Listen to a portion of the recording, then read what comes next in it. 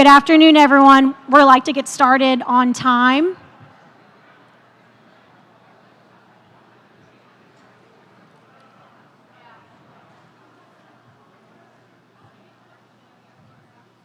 Thank you. Just a few housekeeping notes before our afternoon program. If you didn't hear me this morning, there is a CE card inside of the program that you are given in the Gulf Coast Bank bag. On the back of that CE card is a survey. We're asking for everyone to fill it out, tell us how we did today. It'd be much appreciated. At the end of the program, there'll be no more staff to collect those cards. And without further ado, we'll listen to Crescent Title's video, and then we'll have Bob Bergeron. Thank you.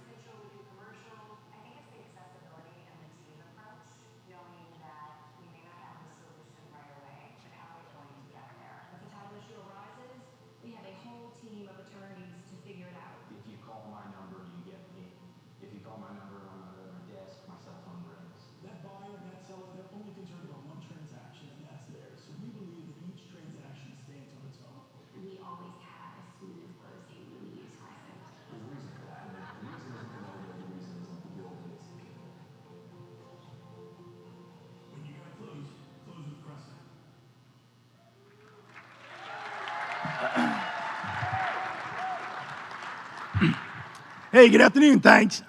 My voice is bad. It happened around COVID. I got COVID, so it may be COVID, but if you're a conspiracy theorist, it was the vaccine. But one of them is what it was. But we're proud to be here. We're proud to be a sponsor of Crescent Title, and this is the quintessential educational program, the forecast for the year. It's always great to catch up and see what's going on and what's happening. So I've got just a few minutes, so I'll get going. And here last year, we heard about China and some of the things with technology theft and all that. The year before, we talked about cryptocurrency and how it was just going to take off and do well. If you want to buy, I bought a Cardano at $2.40 a share one Sunday night. A week later, went down to $1.80. So I thought, if it's a good deal at $2.40, it's a fantastic deal at $1.80. So I bought more, and about 3 months ago, I sold it at 26 cents a share. So if you want to make money in crypto, stay away from me. I'm gonna get you lost. But this is a different time. You know, we're not in 2020, we're not in 2021 or 2022. This is 2023, and times are different. We've got some challenges, right? Insurance. We've been down this road before. When Katrina hit, insurance prices skyrocketed. Carriers pulled out of the market. Nobody could get insurance, or it was a fortune. And what happened was, when we had a couple of years, a couple of dry years, a couple of non-hurricane years, we saw the price start to come down. Competition tends to cure that. We've got the Insurance Commission, and some of our legislatures really working on that. So in time, hopefully that gets better. The other is interest rates, right? No secret there that interest rates have skyrocketed significantly. And now we've got this thing called the salt wedge that is heading up. If you've got short-term rentals, you've probably gotten calls from people wondering if they can come and drink the water. If you worked in my office, I went and sprinkled salt in people's water last week to try to make them feel what it's going to feel like when it happens. Not everybody thought it was funny, particularly the people with hypertension. So, But insurance, you know, but interest rates, you know, we have been there before. We've seen that movie before. Rates went up, rates went down. Statistically, right now, rates are about 7.5% for a 30-year mortgage. 8.5% is prime. So if you're doing commercial loans, you're 8.5 or plus for the most part. You know, commercial rates are adjusting. We did the 5-year, 3-year, 10 years, so those rates are starting to come up to adjust. If you're in a 4% rate, that's going to change. It's just a reality of what's going to happen. But currently, 83% of all mortgages, residential side, are less than 5%. 62% are less than 4%. So those people think, and if you're 30 years or younger, you think rates will always be 4% or 3%. It's not the case. Historically, the average rate from 1971 to today is 7.79%. So we're about average right now where the rates are. It got high, and if anybody remember 1981, it got up to 18.6%. And anybody who was around, which most of us were in 2021, it got down to 2.65%. So I don't think those are coming back probably until the next pandemic. But at that point, maybe they'll come back. But let's look at what you can do right now with high interest rates. And what we're seeing is more cash deals. Okay, some people have cash, some people don't.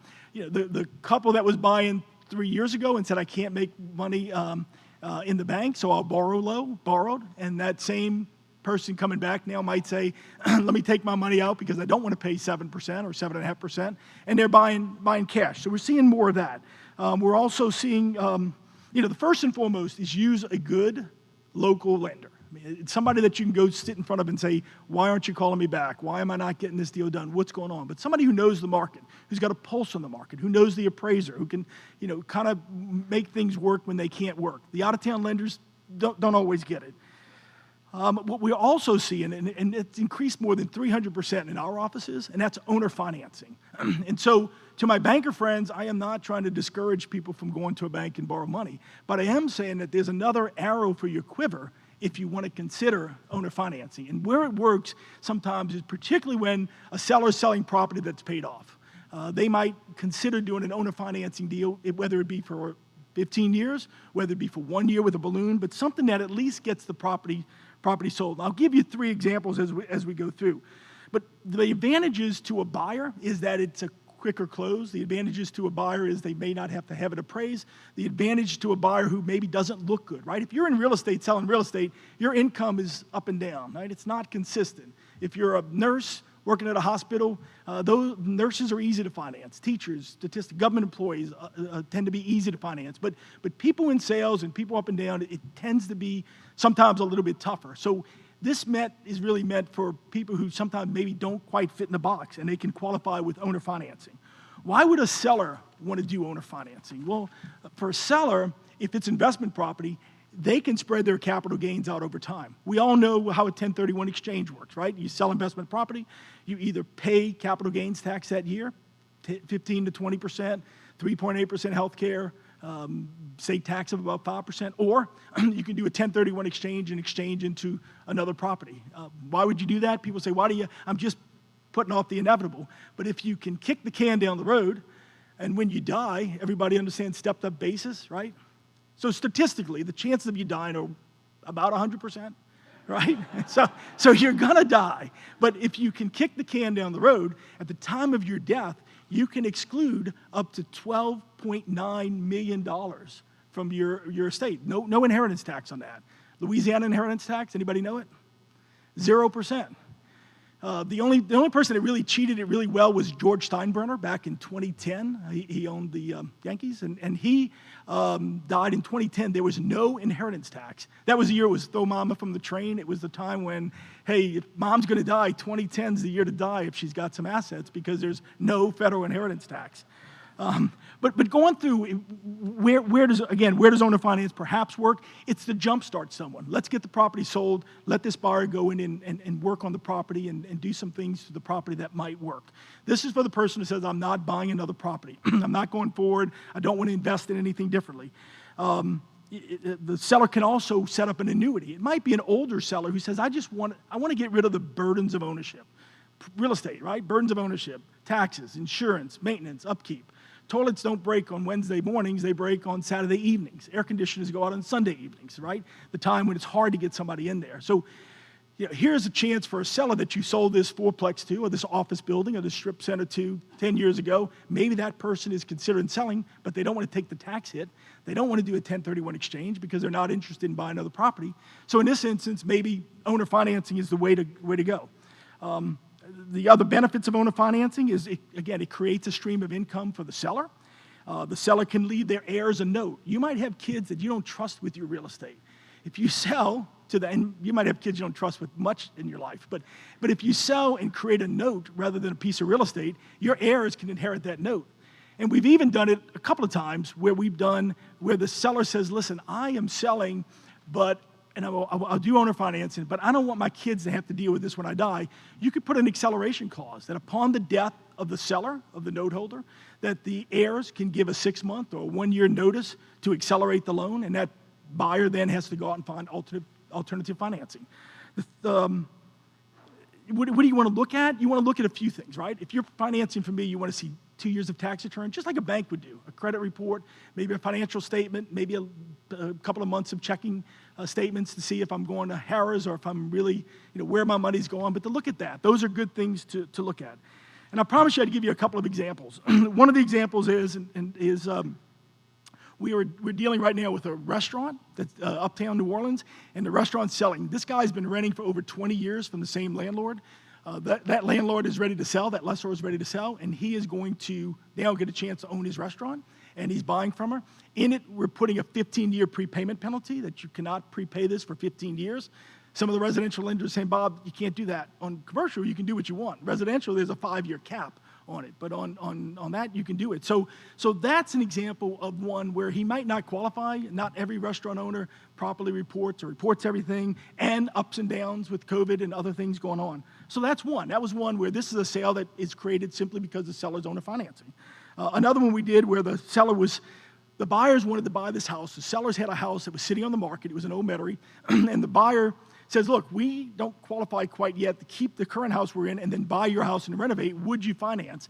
And in that instance, the seller agreed to finance and financed it for 2 years, interest only. They're going to fix it up, sell their house, and move in. And the last one is just an agent who really got it and had an investor who had been buying property for years and years.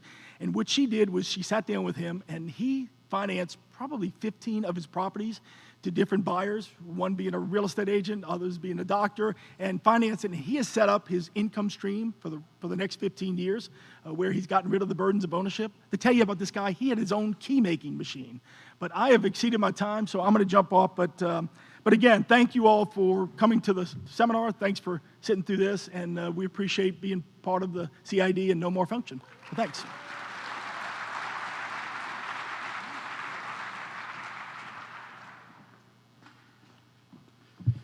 No, I'm not Stephanie Hilferty. I'm pinch hitting for Stephanie as her kids are sick. So she called and she asked if I would pinch hit. What occurred to me the word that struck me this morning was nuanced. And, what bigger nuanced challenge that we have right now other than insurance? Of course, interest rates are a big one also. But clearly insurance is, this is a year of the 3 I's: interest rates, inflation, and insurance, and not necessarily in that order. So it's something we need to pay attention to. Quick note about Stephanie. She is a state rep, and she's one of us in the real estate business. And a couple of our notable deals were Emerald Center in Mandeville, and more recently the Clearview City Center, which is a huge repurposing of a mall. They talked about a mall this morning, Cortana Mall being now Amazon. And she's also on the House Natural Resources and Environment Committee. Now, as nuance for our speakers, we have a state legislator. We have someone who was responsible for advocating and bringing to fruition the state's coastal master plan, and we have a litigator. So you got 3 interesting perspectives on the issue of insurance. And then Kirk is also, he's currently chairman of the Senate Insurance Committee, so he plays a very important role in the business of insurance, particularly in the legislature. So if you've followed him or you read the newspaper regularly, you would have seen he's introduced quite a bit of legislation relating to insurance. But he's also on the board of directors for the Louisiana Property and Casualty Insurance Commission, and the big one, the Louisiana Citizens Property Insurance Corporation. Y'all heard of that, huh? So, unique perspective. And then Chip has done, for the last 20 years, he worked for government. I think he got smart. Now he's in private industry and works for GIS Engineering. But for the last 20 years, he's worked on the state's coastal master plan, which has passed. It's a 50-year plan, I think a couple $1 billion, what have you. And the mid-continent, what's it called? Sorry, the mid-basin sediment diversion that you've been reading about. He's lots of responsibility on his part. So he should provide us with a very good perspective on at least 30,000 square feet from a state level, particularly how what's happening or has happened with the coast and what will happen with the coast if we don't implement the state's coastal master plan. And then lastly, Mark Montiel, who is a litigator. And this was interesting. It's in his it says that clients often describe him as a straightforward, big picture oriented, and relentless with a fabulous sense of humor. And I was thinking to myself, Mark, we're going to need a sense of humor on this issue. So I think you got a good panel here that three different perspectives. And I think at the end of the hour, I hope we'll accomplish the mission of creating a much better awareness and understanding of the issue of insurance and how it impacts our business, both commercially and residentially. So, Kirk, Senator, please help me welcome Senator Kirk Talbot.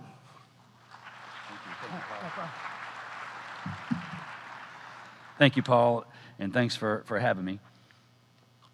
I was listening to, I guess, my introduction, and I'm have the dubious distinction of being chairman of the Senate Insurance Committee, so lucky me, right?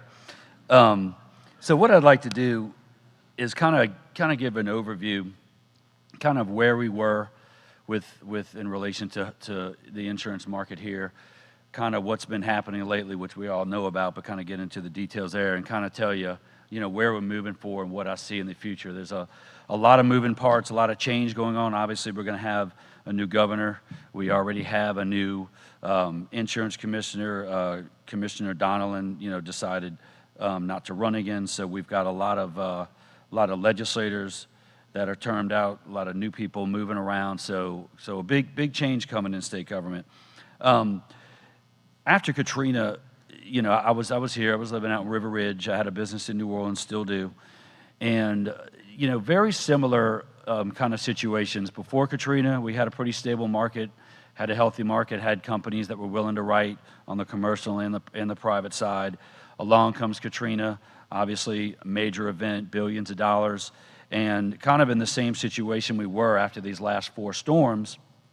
You had companies going belly up. You had companies moving out of Louisiana, whether they went belly up or not. You had companies that were, not taking on new policies. Maybe they weren't taking on policies below Interstate 10. So I was not in the legislature then, but Commissioner Donnellan was the commissioner back then, and they did an incentive program where they put in, I think, $25 million, and 5 companies took that incentive, and it works very similar to the same insurance incentive program that we did now. If an insurance company gets $5 million, they got to put $5 million of their own. They got to write, so that's $10 million. They got to write double that amount of premium, so that's $20 million, and they don't get the $5 million incentive program until they've written all these policies and they've held on to them for at least a year. So 3 of those companies are still writing today. One of them moved out and went to Florida, and one of them decided, I think their mothership in Florida failed, and I'll touch on why that's important, what happens in other states in a minute. And then one of them just pulled out. So 3 of those companies are still writing. That incentive program worked very well. So hold that thought for a second. As far as Citizens Insurance goes, same thing. We were probably, 50,000 policies, maybe 40,000.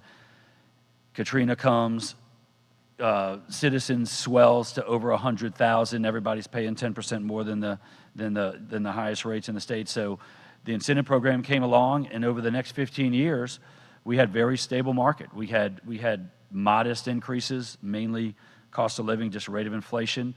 Citizens, I sit on their board as well. So I came on in 2008. I got on the Citizens board, I think 8 years later. So the 8 years I've been on Citizens, we have gone down to before these 4 storms, we went down to 35,000 policies. We went down, I think, 15,000 policies below post-Katrina, to the point where we're laying off staff. We don't have enough staff to run Citizens Insurance, which is a good thing, right? Because we don't want people in Citizens. We want people out in the private market where they're getting a better rate. And as many of you know, when you see that little thing on your bill that has the Citizens Assessment, where we're still paying off, things that happened over Katrina, we're all on the hook for what happens to Citizens. Citizens is not a private insurance company. There are no stockholders per se. If you have a homeowner's policy, whether you live in Shreveport, Monroe, Lafayette, Lake Charles, or here, you're a stockholder. So we want people, we don't want people in Citizens. Florida kind of went the exact opposite. They went heavy, heavy, heavy into Citizens. So when they had some storms like Ian and like some storms before that, they're on the hook, and that came out of the private sector to repay that, and that is not where you want to be. Plus, it disincentivizes private companies to come because they can't compete with Citizens. So you want them to compete with Citizens. You want them to be lower than Citizens. So let's take to where we are now. We have 4 storms, Laura, Delta, Ida, and Zeta, all in a very short amount of time. I think about a 2.5 year period. Same thing happens. Companies go out of business. Companies pull out of Louisiana. Citizens goes from 35,000 to, we're way north of 100,000, probably about 150,000. Little bit more challenges now. Any of y'all have ever heard of the word reinsurance? That's a term that's tossed around a lot. Reinsurance is insurance that insurance companies buy. Your insurance company is only as good as the amount of reinsurance you have. The reinsurance market is a global market. It's Lloyd's of London. It's in Bermuda. It's all over the place. The global events that have affected the reinsurance market, even before those 4 storms, have been really, really putting a lot of stress on the reinsurance market. Wildfires in California, wildfires in Australia, flooding in Germany, all these things have super stressed the reinsurance market. On top of that, the hurricanes as well. And a big difference between post the 4 storms now than post Katrina is with Katrina, you had mainly flood events, right? So, you had the NFIB picking up the tab for that. With Laura, Delta, Zeta, and Ida, it was almost exclusively wind and rain coming in from torn off roofs. So the private insurance market took the brunt of that, not the flood insurance market. So that caused even more companies to fail. So what we did different with the incentive program, we went into a special session in March and did I think it was like a 10-day or 2-week special session. Only had 1 bill, and that was I recreated the incentive program last year, and then we funded it this year. So the things we did different was, 1, we said, look, we put in place, you got to have more solvency. So we upped your solvency levels. Commissioner Donaldson also hired a third-party administrator to monitor and watch the reinsurance levels and the solvency levels on a quarterly basis on all these companies taking our tax dollars, which I believe was, I think we did $50 million for the new incentive program. So, and among some other things, I think it was $42 million. Just to, lessons learned from the past. It did work after Katrina, but there are things that we could do that did it better. We had 8 companies sign up. All the money got taken right away, which is great. After Katrina, they were kind of slow to come back. People didn't really want to come back in the market. For this one, it kind of took off. And what the incentive program did in the post-Katrina world was that kind of kicked off companies coming back. And I've kind of learned, and again, I'm not in the insurance business. What I've kind of learned is insurance companies, they ebb and flow in packs. They all leave a state at the same time, and they all come back at the same time. When insurance companies see other companies making money and writing policies, they're like, we got to go back in there. We got to go back. So the incentive program after Katrina kind of kicked off the renaissance of companies coming back, and we're hoping and we're seeing that this is doing the same thing. Those 8 companies are SafePoint Insurance, Constitution Insurance, Sure Choice, Cajun Underwriters, Elevate, Allied Trust, Gulf States, and SafePoint. And as far as I know, y'all are mainly concerned about commercial, but I mean, obviously you have homes as well. One thing I cannot stress enough, you've got to get your agent to shop you around at least once a month, because a lot of these companies, everything's kind of coming online. Other companies are coming in, writing policies, and an agent is not just going to wake up one day and say, well, maybe I can save Paul Richard $1,000. I'll go, run his quote again. You've got to press them to do that, and I'm assuming that is probably true on the commercial side as well. Another thing that has kind of exacerbated the situation here is the cost of goods, of building goods, and y'all probably know that more than ever. When you go to build a house, well, let's say you're quoting a house after Katrina or during those 15 years of relative peace, I would say, it was very stable. You knew what 2x4s and sheetrock and labor and everything cost, and they set the premium according to that. Well, with COVID hit and those prices skyrocketed, Now they've got to repair your home at those prices where they've been collecting a premium on the stable prices, and it caused a lot of companies to fail. Also, what's going on in other states, really does hurt us, and I'm going to knock on major wood here.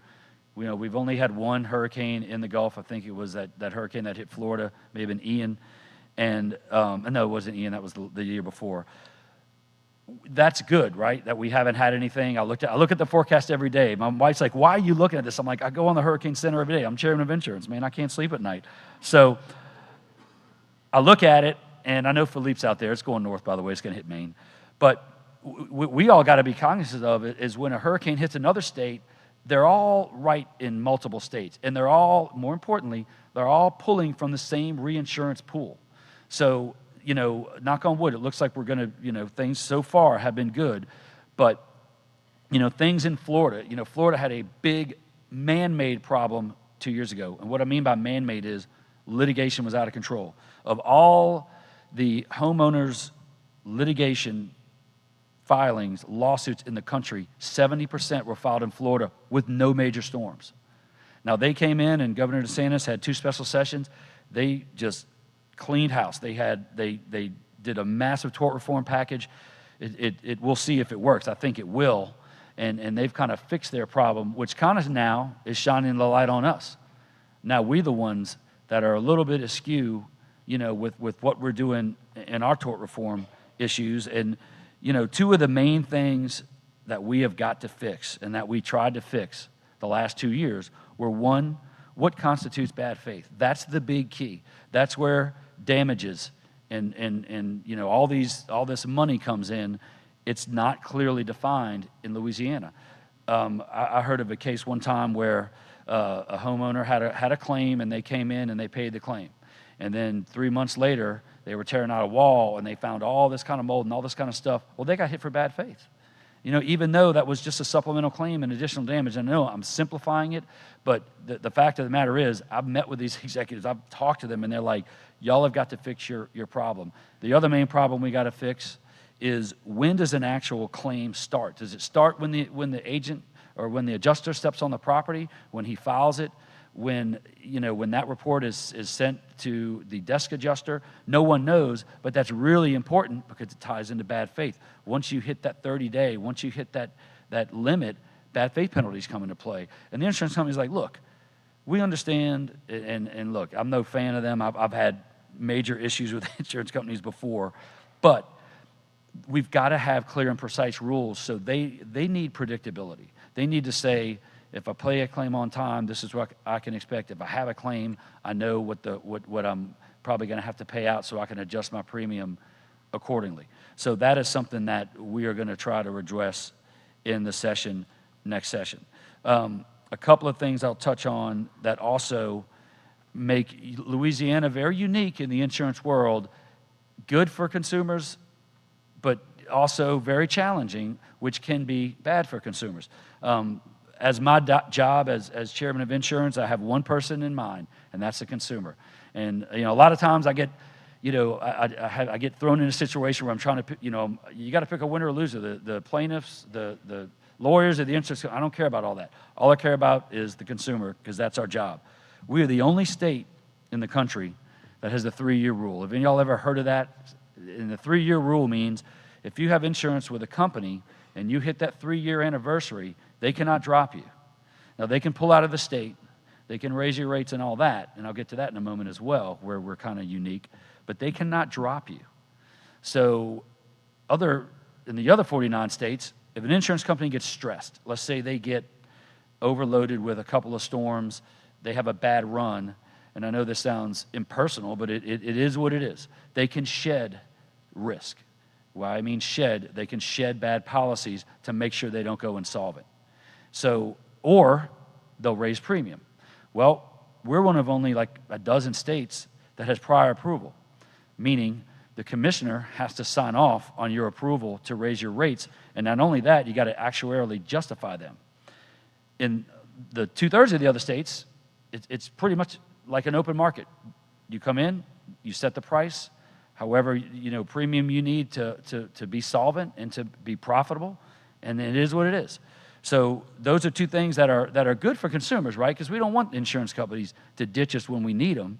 But it's something that, we're going to have to figure out a way to coexist in this post-4-storm reinsurance problem world, because, I don't want Louisiana all of a sudden to be the little eyesore, the little state that does things that nobody else does, especially in the fact where we're the state that has the most named storms hit landfall per capita than anywhere in the country is Louisiana. And every executive in the insurance business, wherever they live, Hartford, Connecticut, whatever, they all know that. And it's a lot easier for them to say, and they're saying it now, let's just take a break on Louisiana. We need to, we're going to take a pass. Maybe we'll come back in a couple of years, see if y'all do things. Maybe there's some storms, maybe there's not. We're not a big lucrative state. You're never going to pull out of Texas, Florida, big states like that. But, and it's happened. We've seen, I think it was Mason or one of those companies, they left Louisiana. They were solvent. They weren't underwater. They just said, you know what, we're just gonna bring our business elsewhere. And actually, I think they stopped writing in every coastal state, in the country, just to kind of, I guess, take a break from that kind of risk. So let's talk about some positive things. I don't want to be all doomsday. Again, the incentive program is working. We've taken 32,000, I think they've written 32,000 policies and growing, and it's also spurring interest in other companies that aren't taking incentive money, but they're coming in here starting to write. Again, kind of that herd mentality, other companies see other companies writing, so they're going to start writing. I'm sure some of y'all have heard about the Fortified Roof Program. If people ask me, and they do, every day, and I'm sure if we were doing a Q&A, y'all would ask me the same thing, well, what are we going to do? What is our solution? We're not going to move. We can't move the state. We're in this hurricane alley. What are we going to do about it? Fortified roof is the solution. If we were talking about cancer, I would say this is the cure, and we need to get everybody. I hate to say the word vaccinated. I just thought about that. That was a horrible thing to think. I want to say vaccinated. I'm not going to talk about that. But if we can get a fortified roof on every home, that is our solution. What is a fortified roof? And look, I'm not a contractor either. I'm in the hot dog business, not the contracting business. A fortified roof is a roof that has ring shank nails, more nails per shingle. They strap the base of it to the rafters. They use another layer between the plywood and the tar paper and all that kind of stuff. And again, don't quote me on this, but everything that I've seen, I can safely say they don't blow off. So Alabama, about 5 or 6 years ago, went all in on the fortified roof. And the fortified roof is there's a certified group that certifies what a fortified roof is, and you got to hit all these different levels. There's like a bronze level, silver level, gold level, but the basic level is to fortify your roof. So Alabama started taking off with this fortified roof grant program. They started giving away money to incentivize people in Baldwin and Mobile County, the two counties by the coast, to fortify their roofs. So they started doing it, and they really weren't getting a whole lot of traction. Once they got to about $10,000 grant, that's when it really started teeing up. Another question I always get is, how much does it cost? I mean, is this thing super expensive? 8 to 10% more than a regular roof. It's not that much more. So what they did was there's 50,000 fortified roofs certified in this country. 35,000 of them are in Alabama. They're saving on average on the bronze level. The silver level is where you fortify your windows, and then gold level is you're fortifying a lot of stuff. But they're saving 35-40% every year on their premium. Now you think about that. You're building a new house, or you want to retrofit your roof. It's 10% more, but you're going to make that up easily in the first several years. And the certification is transferable, and you will. I think there's a University of Tuscaloosa study that shows that home values are up 7%, which obviously y'all would if you're building and home is fortified roof, it's obviously going to sell for better. And I can tell you, insurance companies will fight over you if you have a fortified roof. So we allocated $30 million. It opened up Monday. And they did the first $15 million for people who are on Citizens, because they're paying the really high price right now. It was like a Taylor Swift concert. It was 2 minutes and 32 seconds. All 500 people signed up, and that was that. So we're going to do another $15 million right after the new year. non people who are in Citizens. And, we're going to fund this thing, if I had to predict, for a decade to come. One thing I would like to do is maybe we do a $10,000 tax credit along with the grant program. So if you have a $10,000 tax liability, or you want to stretch that out, let's say over 3 years, let's do that so we don't have to rely on this grant. But we need to get fortified roofs out there as much as possible. There was a gentleman, I think he's speaking third behind me, who's an attorney in the green room. We were talking about fortified roofs, and I was saying I looked at a study when Hurricane Sally hit the Gulf Coast of Alabama, and they said they surveyed every fortified roof home, not a shingle blew off.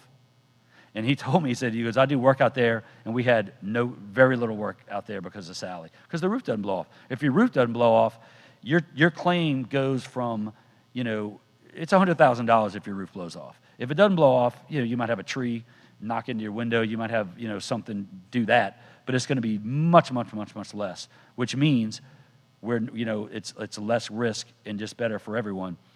One thing we also did, and I know my time is getting short, we changed our building codes in January 1st of 2023. We actually changed them a year before that, but because of COVID, we delayed that. And what that change did was get us to 75% of the fortified roof standard. So, no, 90%. So what I did as a legislator, we're going into session in March, I said, hey, I'm going to do a bill to close in the 10%. And the 10% where we were not to the fortified level was ring shank nails and something they did with the drip edge. So I filed the bill. Home Builders Association called me up. They went ballistic. We don't want that in law. Let us handle that. We want to do that in the Code Council. I said, look, I'm filing the bill. Y'all have a Code Council meeting in May. If y'all adopt a rule to get us to that other 10%, to where we're 100%, I'll pull the bill. They did. They kept their word. I kept my word. So now, everything moving forward, if you're building a home from scratch, it's going to be fortified. And that's important for a lot of reasons that I just stated, but also because insurance companies are watching us, these CEOs, these executives around the country. When they look at us and see that we're doing that, we know our message to them is, we know we have a problem, but we're taking steps to fix it. We're going to try to clarify some of this tort reform for you. We're gonna do these building codes, which we did. We're gonna get this grant program going. We're gonna get all these different things going to show to them we know we have a problem and we're trying to fix it. So, with that being said, I'll try to wrap up. We also passed a lot of good consumer-friendly bills. If you remember, after the last storm, there was a big brouhaha that because President Cynthia Lee Shang and Mayor LaToya Cantrell did not call for a mandatory evacuation, that additional living expenses was not paid. Now, I don't know where you live, but where I live in River Ridge, I could not go home. I had oak trees all over my street. I didn't have power, which I can live without power. I didn't have water. You can't live without water. So what Donlin did was he did an executive order that said that they had to pay that additional living expense, even though a disaster wasn't declared. That got challenged, and that got overthrown. So we got Lori Slagle, the state rep from Old Metairie, to file that bill. And now, if even, there's certain triggers, but if you have a major storm and you can't get back to your house, it's not relevant to me whether they called for a mandatory evacuation or not. What's relevant is, can I live in my house, and can I even get to my house? So those are some of the things we did. We did that. We passed a bill on multiple adjusters to where if you have more than 3 adjusters in a 6-month period, they got to give you one person to contact, because that was a huge nightmare. We're making insurance companies give us a disaster plan. Where are these adjusters going to live? How are you going to feed them? How are you going to do all these things? In their defense, an insurance company can't just have 300 adjusters sitting around waiting for a storm.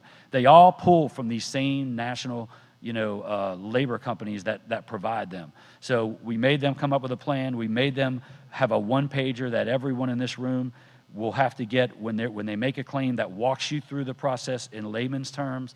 Because, I've never read my policy. I don't know if you have. I'm never going to read it. I don't understand it, so I'm not even going to try. I know how much it costs, but I don't know what it says.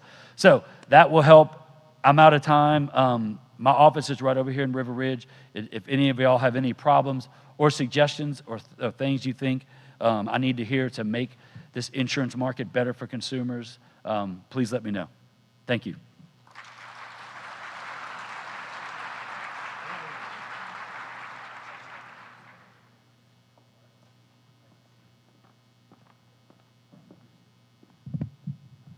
All right, well, good afternoon.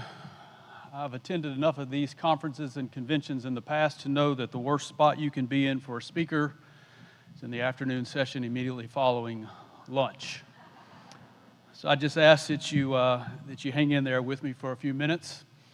On a personal note, as I just said, I've had the opportunity to speak at various conventions and conferences here in the greater New Orleans area over the last several years. And I know what an organized conference looks like, and I know what an unorganized conference looks like. And I just want to tell the organizers of this conference how impressed I am with the overall organization, the level of communication, and really the public outreach, the publicity surrounding this conference has really been impressive to see.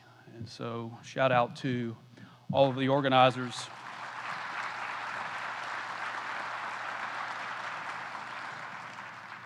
If I ever decide to host one, I know who I'm calling.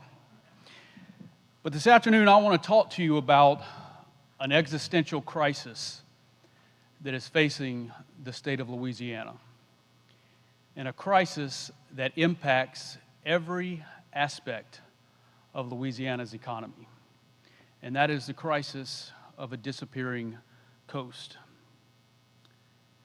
And so, as you heard earlier, from the gentleman that introduced me, for the last 15 years, I have worked for the Louisiana Coastal Protection and Restoration Authority, an agency that was formed after Hurricane Katrina that serves as the single state entity who is responsible for restoring and protecting coastal Louisiana, that oversees both the hurricane protection, the large-scale hurricane protection systems, similar to the one that was built around this area following Hurricane Katrina, and restoring our coast from the various causes of coastal land loss.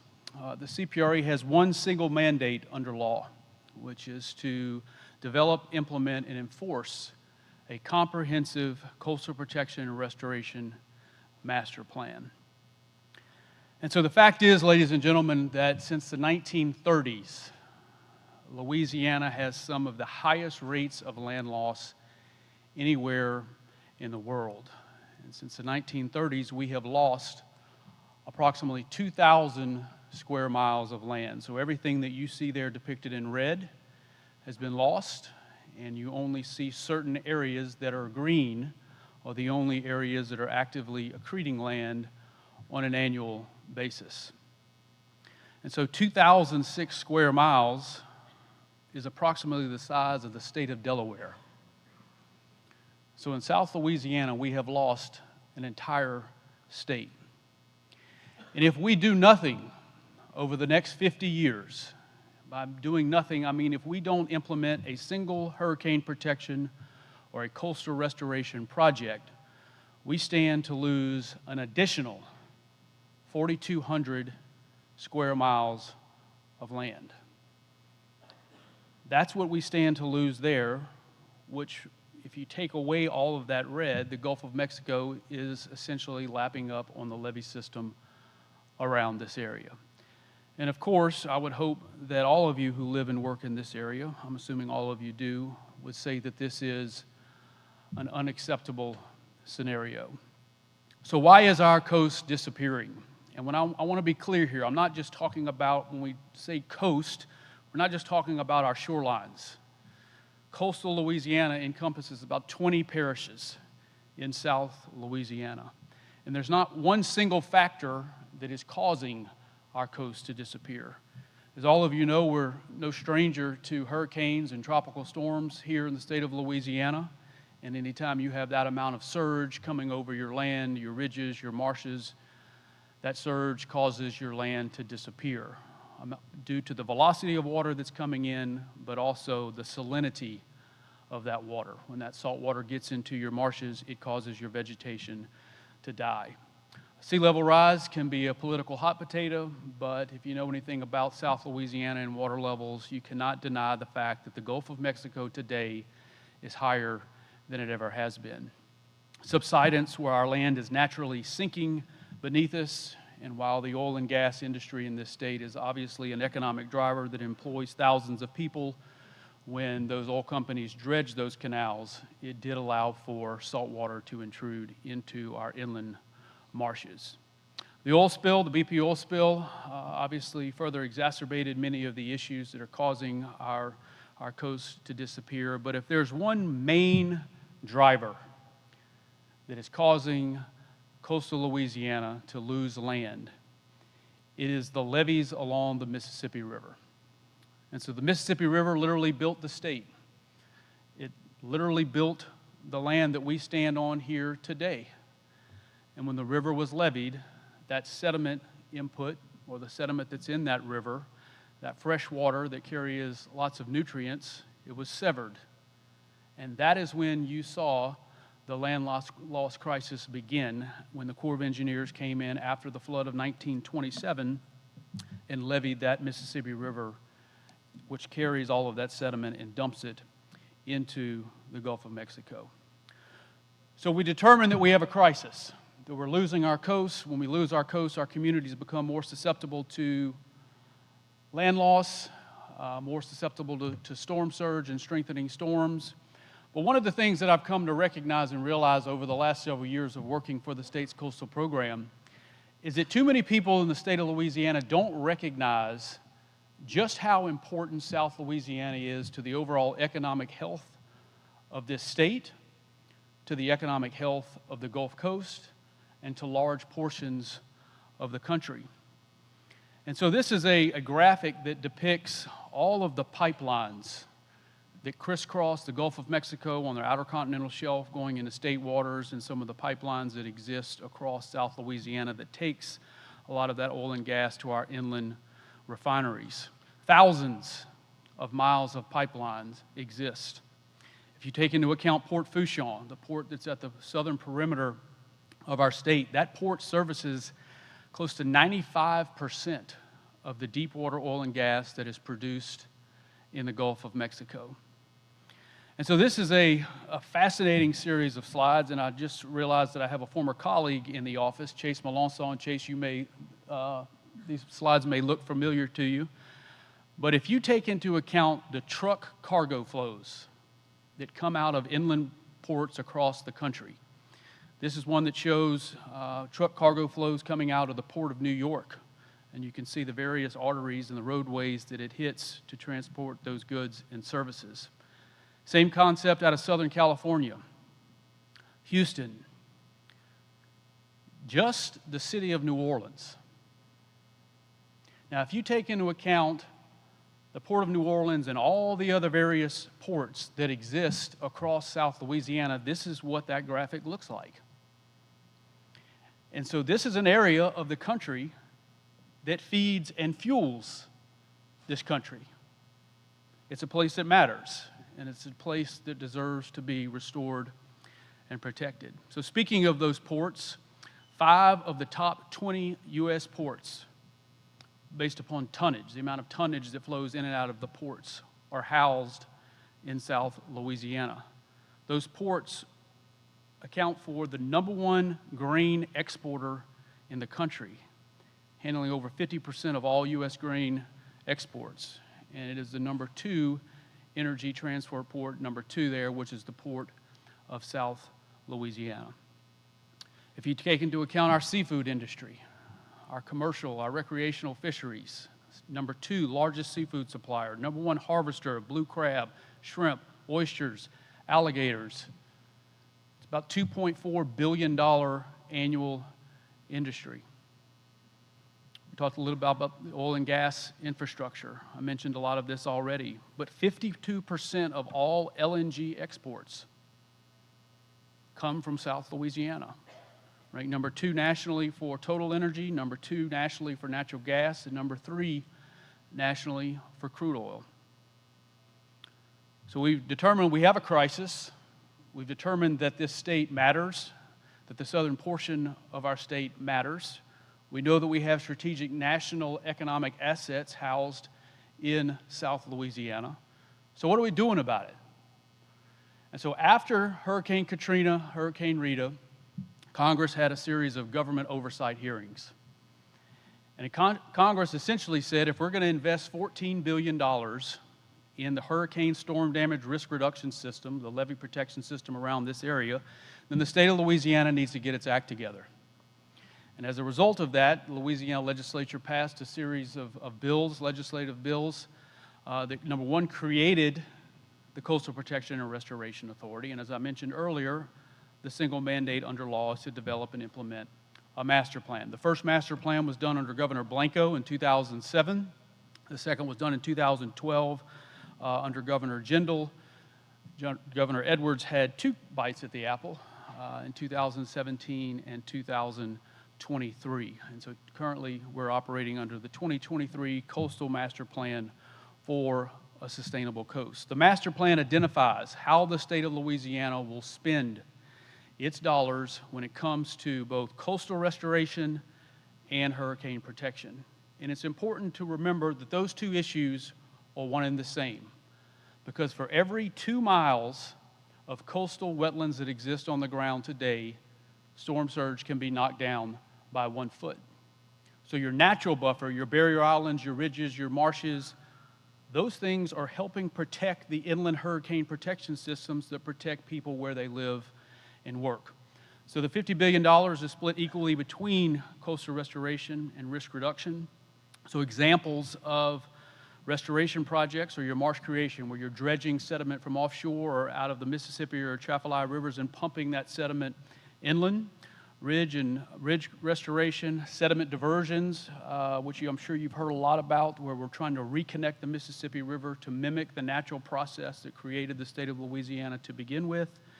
And then on the hurricane protection side, obviously your levees, your floodgates, your pump stations, your surge barriers, and then you can see there on the right side of your screen, non-structural, where we're elevating homes across South Louisiana.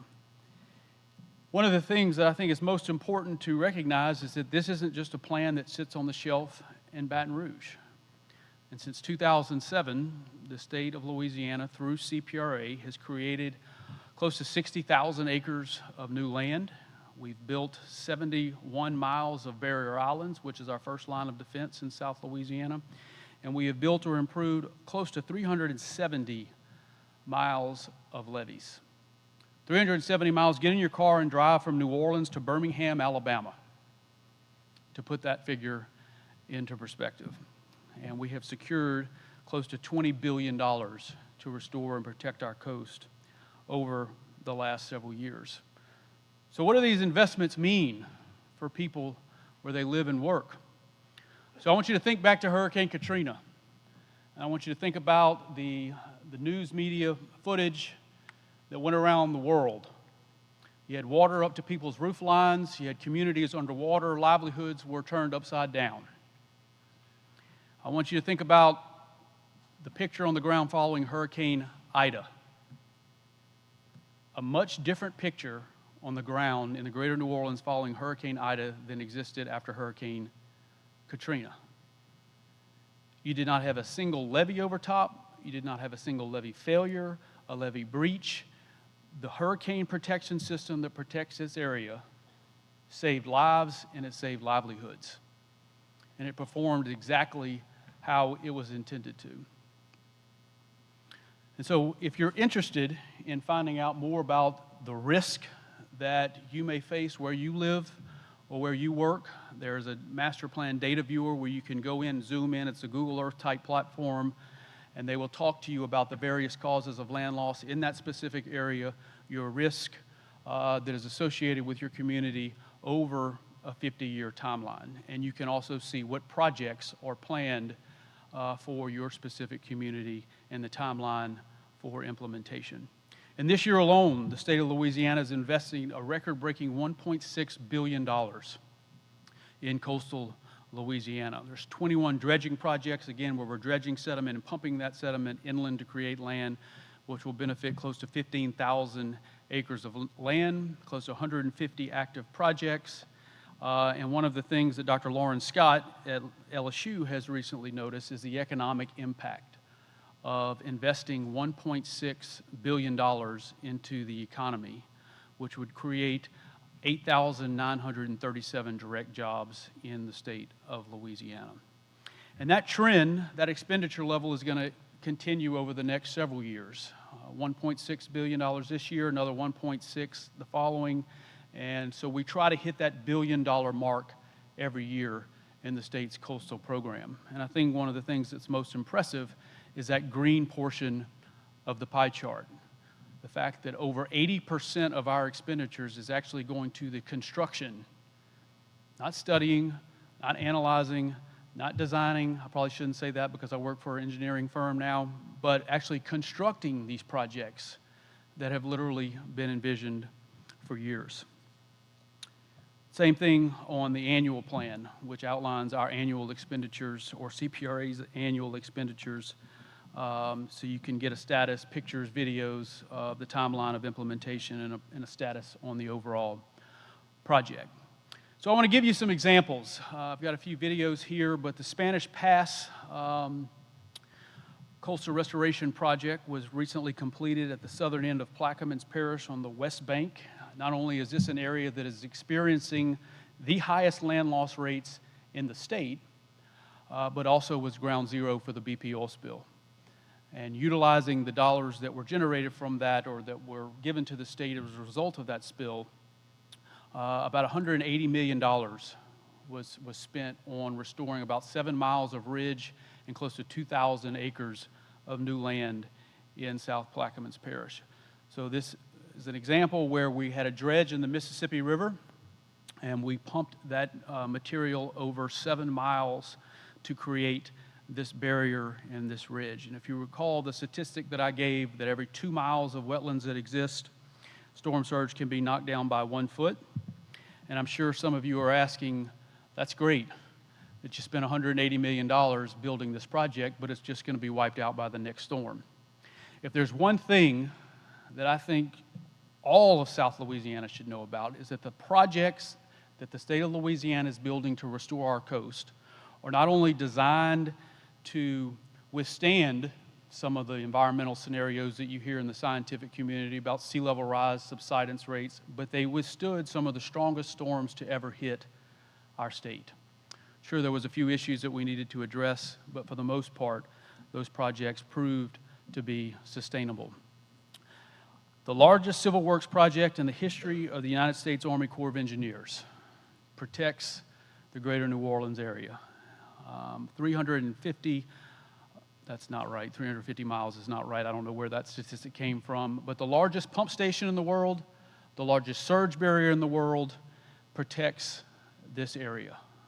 And I can tell you that this system was authorized in the 1960s, and when Hurricane Katrina hit, it was not complete. And everybody knows what happens when those breaches occurred. And the state of this system has now been turned over to the state of Louisiana for operation and maintenance.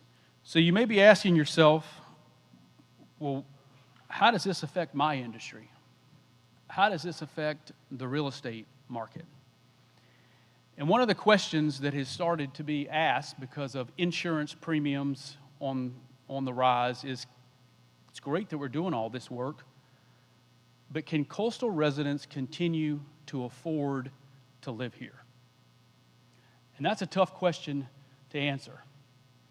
And so when it comes to flood insurance, the way the system is supposed to work is that if a levee system is built that reduces risk, billions of dollars have been invested in reducing people's risk where they live and work.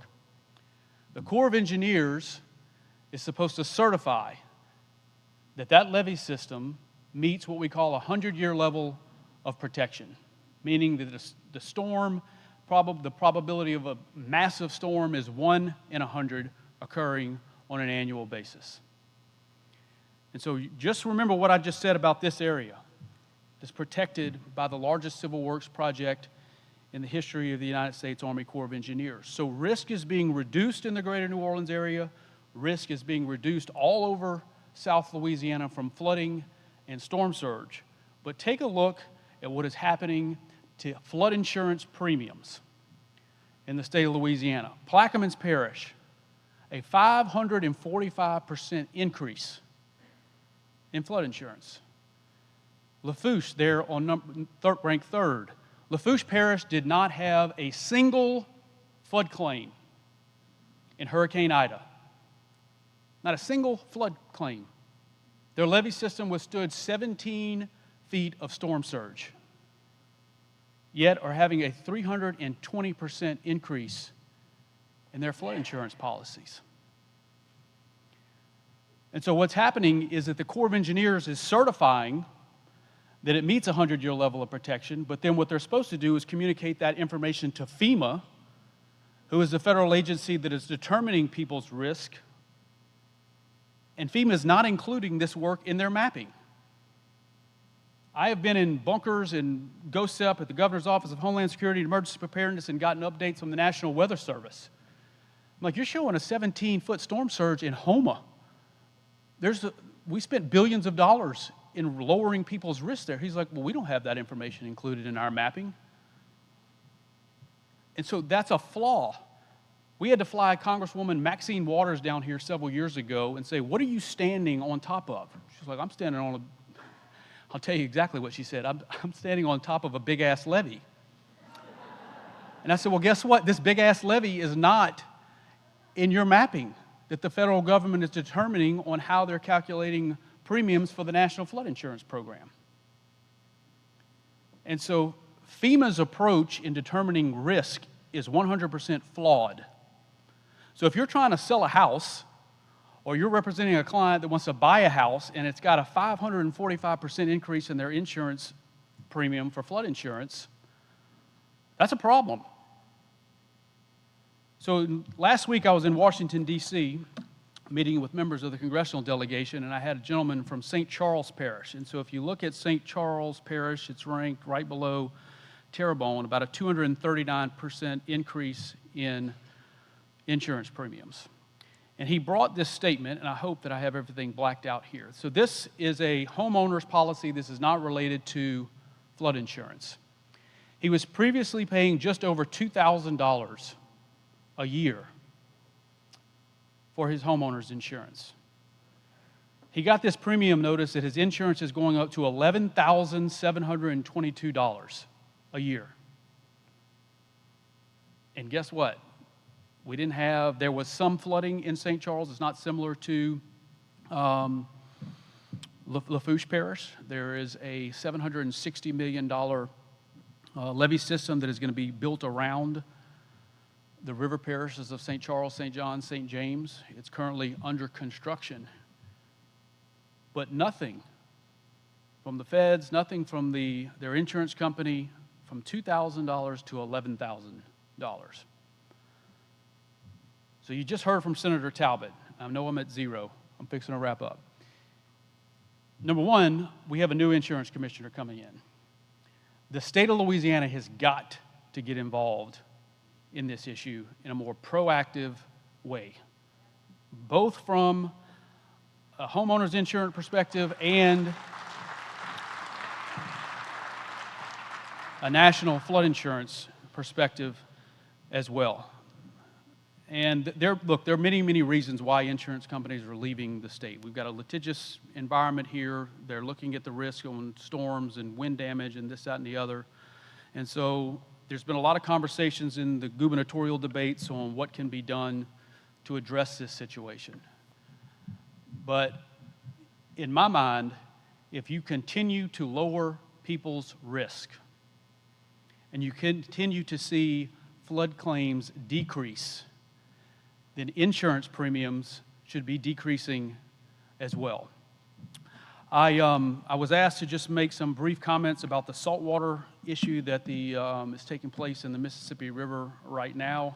Obviously, that is something of significant concern because the Mississippi River provides drinking water for hundreds of thousands of residents that live along the Mississippi River.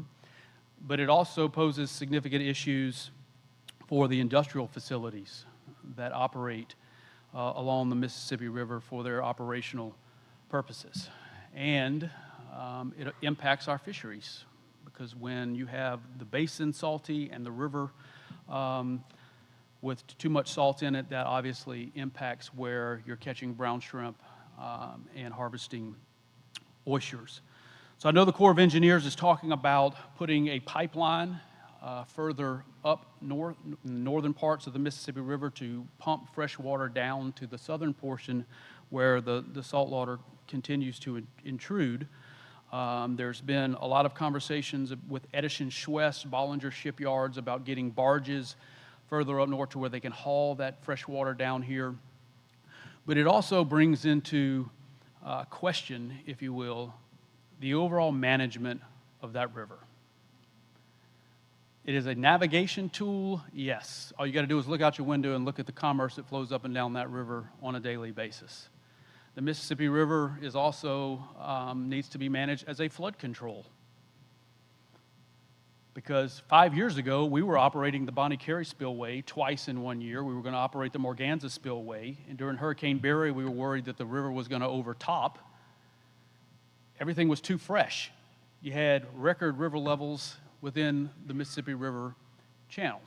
5 years, here we are today.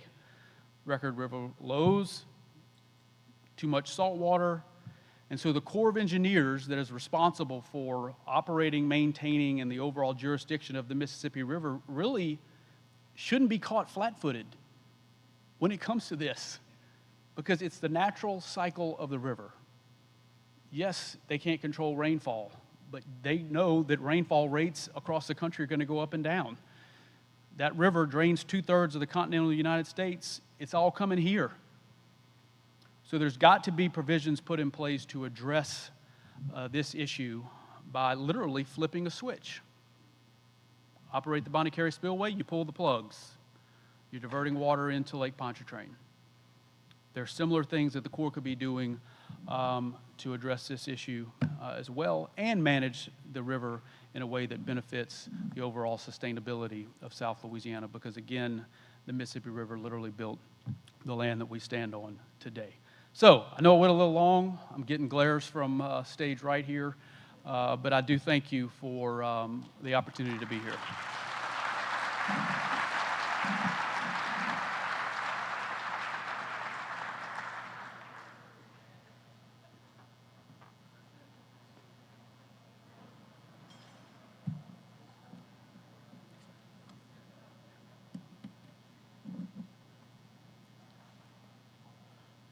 All right. Well, first of all, I want to thank everyone. Apologize, my voice is not what it usually is. The cold and flu season has struck apparently early this year.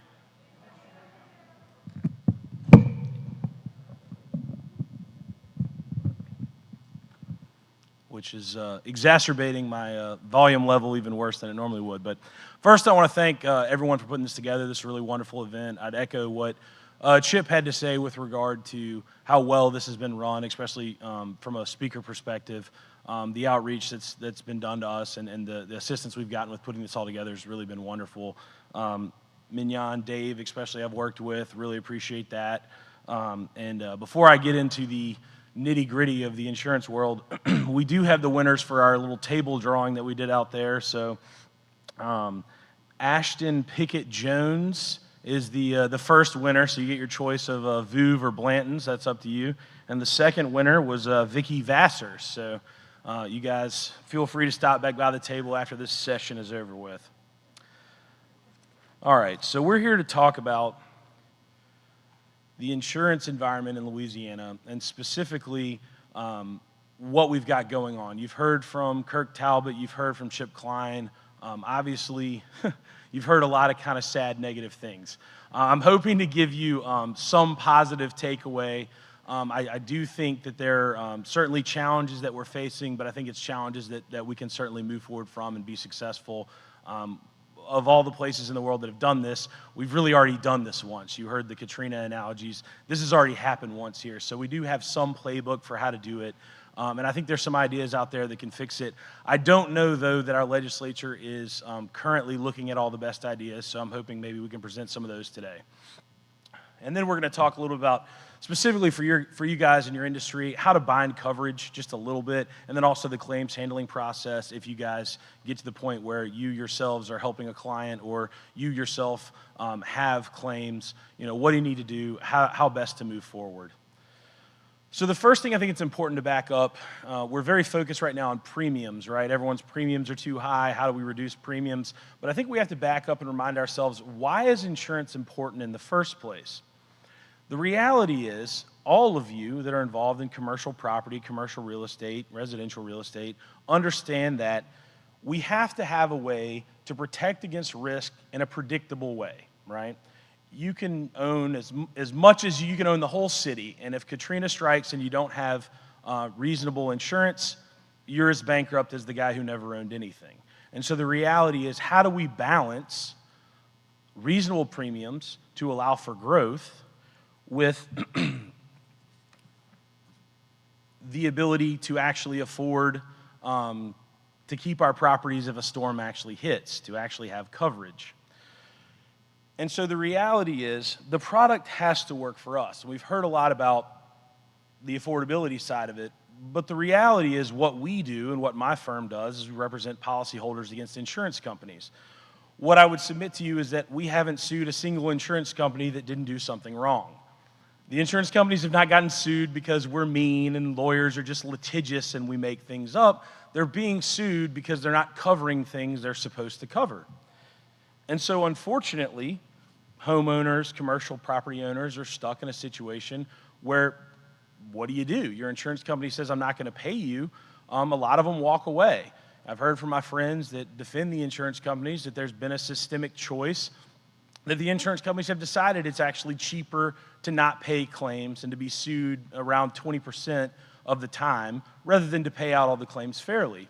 And so while being sued does subject you to penalties and attorney's fees and some different things, the reality is it's still better for the insurance companies to play it that way. And so it's an intentional choice in many respects to decide, with example, I think Kirk mentioned ALE not being paid. They said, we're not going to pay that. And in reality, most folks didn't get paid for it. We've had to fight over ALE issues for a number of people. And that's a shame, but that's where we are. And so I think it's important, as I've set the table for, that we have to back up and realize, obviously everyone in this room is here because they want to see growth. But again, without some sustainability and without vital insurance that actually protects your business, that growth is not going to matter. That growth is going to be a temporary explosion that leads to eventually a bankruptcy if your insurance company doesn't cover you in the result of some sort of hazard that comes up. All right, so here are the questions. How are we going to fix the insurance market here in Louisiana? The reality is, I think as humans, we generally want to assume that we can fix problems. We say, oh, we can fix this. What are we going to do to help it? In reality, time, right? I think time is the most critical element. I think Senator Talbot mentioned that you've got a number of insurers that have either been attracted to the state or come back to the state after the hurricane. I think Chip showed you a homeowner's premium page where you saw skyrocketing premiums, right? So while that's a very bad thing for that particular homeowner, as an insurance company, you can't look at that with the greedy mindset that you have and not see opportunity, right? And so eventually, as more insurers come back, you'll see the prices come down. And in the meantime, there is going to be some temporary pain, and I don't think there's any way to avoid that. I think to pretend that there's a legislative silver bullet that we can just fix it is just sort of is not accurate, and I don't want to sunshine pump that into the room. I think the reality is it is going to take some time, but in reality, I think the sky has already fallen, right? I think everyone feels like the sky is falling. The sky fell, and I think we're in an upward swing where hopefully things are going to get a lot better. I think there's a lot of talk about the artificial management of the market and trying to fix things. Obviously, you heard tort reform, right? And I think it's something we need to talk about. We did tort reform with regard to auto insurance, and we were told by one of the current gubernatorial candidates that if we did this, premiums were going to go down. We'd be out there with tiki torches protesting if our insurance rates didn't go down. Our insurance rates have risen 15% since that happened. And so the reality is we don't understand how to legislate ourselves into lower insurance premiums. We tried it and we failed. And so are we going to do it again with regard to property insurance and fail again? I certainly hope not, and I would caution our legislature to approach this issue very carefully. Because when you talk about what is tort reform at a very basic level, a tort is your right as a person who's been wronged to sue an insurance company or to sue someone who's wronged you. And so when you say tort reform, that's a really fancy way of saying taking away someone's rights to recovery, right? To say you, the consumer, you, the business, now have less rights than you did before. And tort reform sounds a lot better than saying taking away some of your rights. But that's the reality about what happens. Specifically, myself as an attorney who represents policyholders has been blamed, oh, you know, the lawyers are so greedy, they're suing all these insurance companies. That's why our premiums are going up. I think if you actually look at the insurance companies' statements who've gone bankrupt, you'll find that not a single one of them has attributed plaintiffs' lawyers as the problem to bankrupting insurance companies. What happened was the insurance companies overextended themselves. They were in too specialized markets. They didn't have enough reinsurance. Frankly, they were playing a casino game with our money, and the number hit. And what did they do? They tucked tail and they ran. And they said, we declare bankruptcy, we can't move forward. But if you look at what happened after Katrina and Rita, the reality is they'd been making money for many years, right? And if you look at almost 20 years of a fairly positive insurance climate here in the state, how did they not have any money left to pay these claims? And so you sort of scratch your head and say, how's that our fault? How's that the policyholder's fault? How's that the lawyer's fault? That after 20 years of paying premiums, we came back and we said, hey, got to have that new roof, you know, it's time. And they said, we spent that money on C-suite bonuses and trips and forums and whatever. Sorry, you know, you're being greedy asking for your money back. And so I think what's being discussed now specifically with regard to tort reform, a little bit of that has already happened. So the first thing that the legislature did was they eliminated penalties for Louisiana citizens, policyholders, and sort of affirmed that for LIGA. The problem that we encounter when we eliminate these penalties and attorney's fees, which is kind of the next thing they're looking at, is that it takes away your ability as a policyholder to actually negotiate with your insurance company and get a fair settlement. Under a situation where you have $100,000 worth of damage to your house, everyone agrees it's $100,000. You go to the insurance company, you say, hey, please pay my claim. They say, no deal. And you say, okay, well, if you don't pay me within a certain amount of time, right, I get a 50% penalty, I get attorney's fees, so you better pay me. Now, sometimes they still move forward and say, no deal, we're going to keep fighting you on it, we're not going to pay it. But if we take away those sticks, why would any insurance company pay you timely? The longer they have your money, the longer they have to invest your money, that's their entire business model. And so then what you're going to look at is taking partial recoveries on hard damages and then having to pay your attorney out of the partial recovery to get that for you. Right now we have a scenario where the vast majority of insurers will settle these claims with us, and most of the time what they're doing is they're settling for your hard damages plus your attorney's fees. No one's really getting windfalls. I think that's a bit of a misconception. And it's also a misconception to think that most policyholders have any interest in suing their insurance company. I mean, pretty much everyone that comes to my office tried everything they could to avoid suing their insurance company. They don't like lawyers. I don't blame them. I don't like lawyers either. They don't want to work with us. They don't want to sue their insurance company. They just want their house back. That's what they all tell us. Across the board, I just want my house back. I just want my commercial property reopened. I just want to get my rental income back up and going because I'm really struggling. And the reality is we can use these tools to force the insurance company to pay what they're supposed to pay. And if we strip these tools from plaintiffs' lawyers like myself and from consumers under the guise of tort reform, that sounds really nice, what's going to happen? Well, they're going to hold out and they're going to pay less because they're reducing their risk, right? I won't have to pay you penalties. I won't have to pay your attorney's fees. So maybe I do have to pay you the $100,000 I owe you, but we'll probably drag this on 2 years, and I'll pay you $100 in 2 years instead of $100 now, time value of money. That's a better deal for me. Why would I ever settle? It's basic economics. The second thing they did was they removed the ability to use AOB contractors, which for you guys who probably are not as familiar with that, essentially there's an entire school of construction where you can assign partial insurance benefits to a contractor, and then those folks will do the work based on the AOB instead of you having to pay them up front. And so there's certainly instances where you get unscrupulous contractors who do things that you don't like. And I think we have consumer protection to address that. I mean, people have gone to jail for doing it. So I think there's mechanisms in place to protect the consumer from that. However, to fully eliminate the ability to assign benefits, most of my clients that work with those AOB contractors from Ida, from Laura, they're already back in their houses. Their nice new house is totally fixed. And then what happens is the contractor is actually the one who has to go out and duke it out with the insurance company. And the policyholder is back in their house, back in their commercial space, happy, right? Because the key is as quick as possible. That's what everyone wants, to get this done as quickly as possible, get the construction finished, and move forward. And so to take that away, I think, was ham-handed, frankly. The other thing they did was they created these emergency funds to lure insurers back.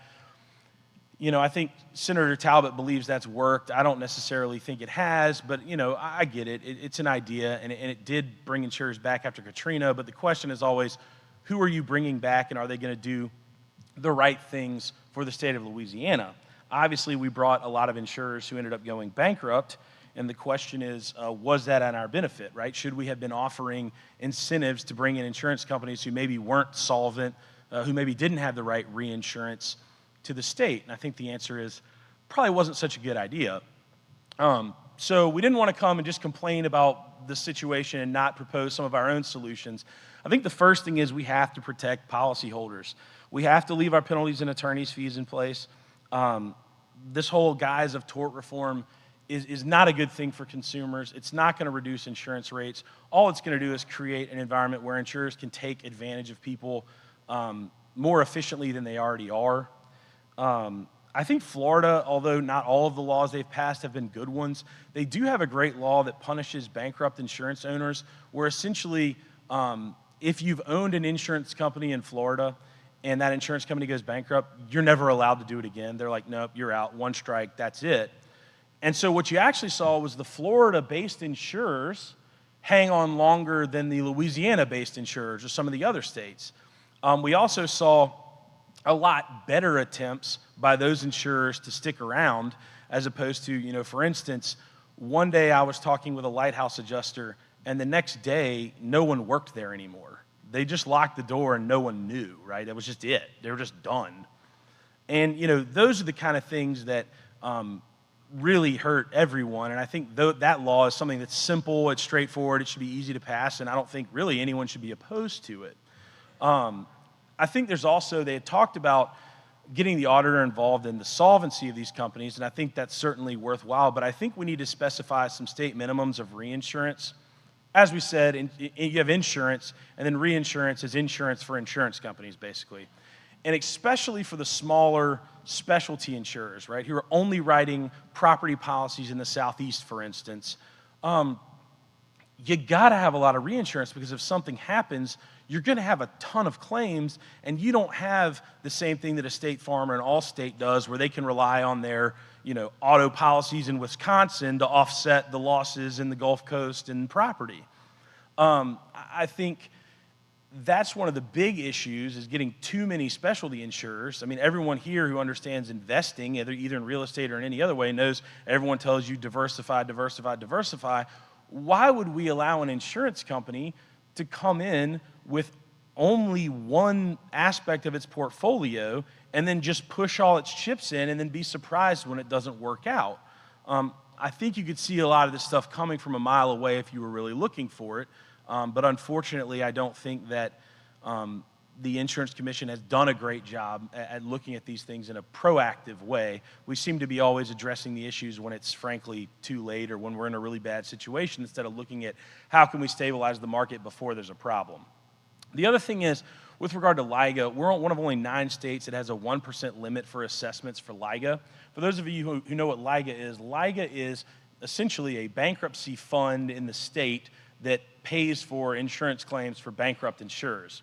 At this point, obviously, we had so many insurers go bankrupt, it's really problematic with regard to putting all those claims into LIGA. And while I'm not here to sing Ligas praises by any stretch of the imagination. They have their own issues. I do think that funding is an issue, and I think the legislature ought to look at lifting that 1% funding cap, because it doesn't really make sense to think that a property market as unstable as ours would have one of the lowest assessment rates for potentially bankrupt insurers. I just think logically it doesn't make a lot of sense.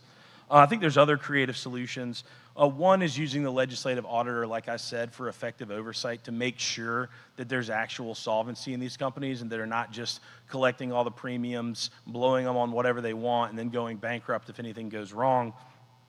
I think there's also room for, and I haven't really heard anyone talk about it, some regulations around what kind of insurances you write. I think almost every line of insurance in Louisiana has been profitable for many, many years, with the exception of property. And so I think there's a question as to maybe we should tie some minimum amount of property writing to the bigger companies like Allstate, State Farm, and say, look, if you're going to write 1 million auto policies in the state, perhaps you have to write some property too, right? So while you're feasting at the buffet of auto insurance, you got to take a little bit of vegetables as well and have some property. And so I think that's something we can look at as far as a legislative solution. And I don't even necessarily think the insurance companies would be totally against it, but who knows. So that's enough about that. Let's talk about you guys specifically and when you're binding coverage. We see with our commercial clients, one of the saddest things we see is when you come to us, you've had a loss, you've gotten a denial letter for some reason or another. We look at it and we realize, oh no, the insurance company's right in some way. Like, you do have a deficiency in your coverage. And a lot of people skip over this. I know Kirk kind of made an offhanded comment about, like, oh, who reads their policies? Like, you need to read your policy, right? That's extremely important. And if you can't do it, get someone who can, right? There's insurance specialists, there's lawyers. It's not that expensive to have someone look at these things on the front end. It can be catastrophically expensive to not know until it's too late. We had, for example, a business that was operating in what I think is not a completely unique method. They were a franchise, and one LLC owned the building itself. The other LLC owned like the contents and actually ran the day-to-day. For whatever reason, that particular business only had one of the two LLCs on their deck page. Seems like not a big deal, right? I mean, everybody gets it. Well, lo and behold, the insurance company says, no, you don't have coverage for any of your contents because that's under this other LLC whose name is slightly different than the one that's on the policy. And so they fought us tooth and nail over that, and I think it affected the amount of money the policyholder eventually received in settlement, because something as simple as just having two entities on the deck page would have saved him.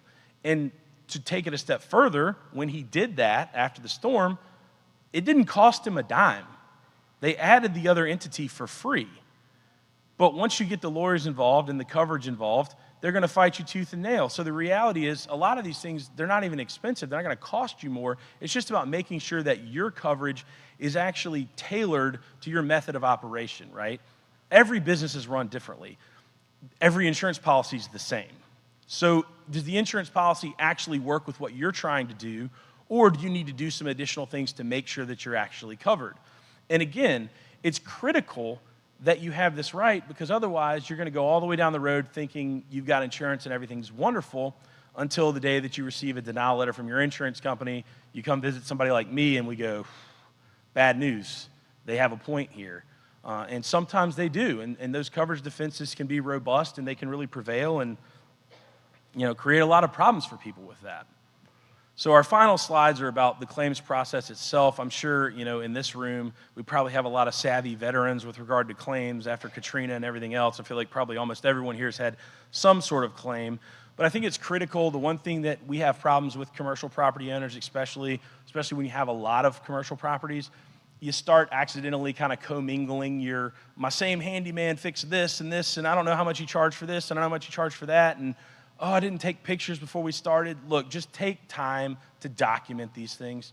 Take photographs.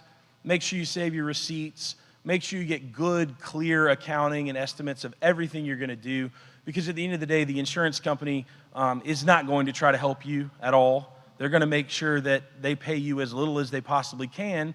And so when there's an ambiguity about how much you spent on the roof for this particular property versus another, they're going to say it was the lesser amount on their property every time. And so the reality is, just take the time. It's not hard. We all have an iPhone, man. Take it out, snap pictures, do these basic things, make notes, even in your phone to say, I had so-and-so over here today to do this thing. It's pretty straightforward. Again, then get your policy, take a look at it, make sure, everything is what you think it is.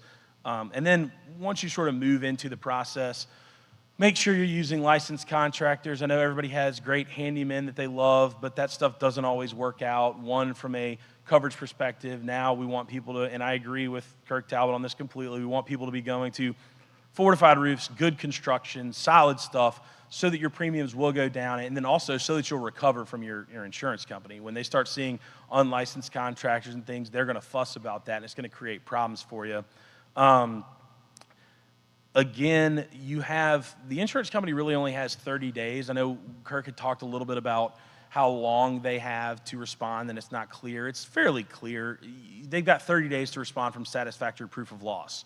And that can be whatever it needs to be. And for you, as a commercial owner or a commercial broker, get them all the information you can as quick as possible, because that starts the clock. When you go, hey, here's my estimate, here's my damage, here's my photos, here's everything you need, one-stop shop, please, give me the money to repair my building, it makes it very hard to come back and argue, we, the insurance company, didn't understand, or we didn't know, or it was confusing, and the clock didn't start, right?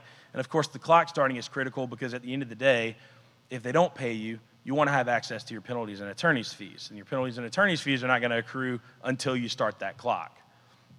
The two statutes that are relevant, Louisiana Revised Statute 22:1892 is the standard 50% penalty plus attorney's fees statute. We sort of did some basic math just so you could understand how significant these things really are when it comes to property itself, and how much more it would increase your opportunity to recover / negotiate, right? Because that's, at the end of the day, how 99.9% of these things are getting resolved.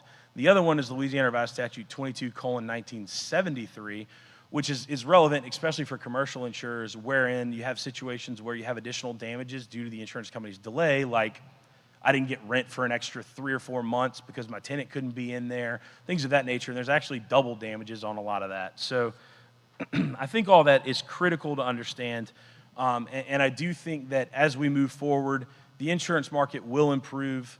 The insurance companies will come back. There's too much money at stake not to, frankly. As you see premiums skyrocket, right, the free market, like I agree with Kirk, they're a little bit like lemmings. They see it and they're like, whew, those premiums are high, man. We want to come back to the state, and they're going to. They got burned, and we have to make sure, though, that they don't burn us again by all going bankrupt. I think there's things that the legislature can do that they have not proposed yet that they ought to do to protect everyone.